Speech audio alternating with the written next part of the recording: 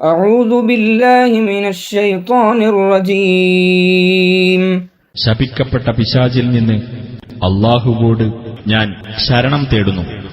وإلى ثمود أخاهم صالحا قال يا قوم اعبدوا الله ما لكم من إله غيره هو أنشأكم من الأرض واستعمركم فيها فاستغفروه ثم توبوا إليه إن ربي قريب مجيب.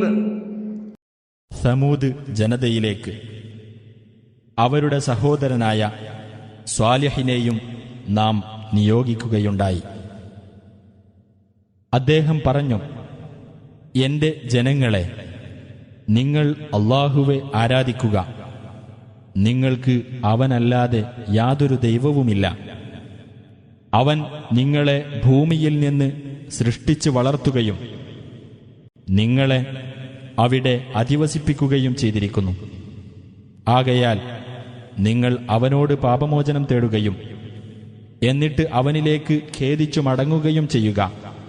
തീർച്ചയായും എന്റെ രക്ഷിതാവ് അടുത്തുതന്നെയുള്ളവനും പ്രാർത്ഥനയ്ക്ക് ഉത്തരം നൽകുന്നവനുമാകുന്നു.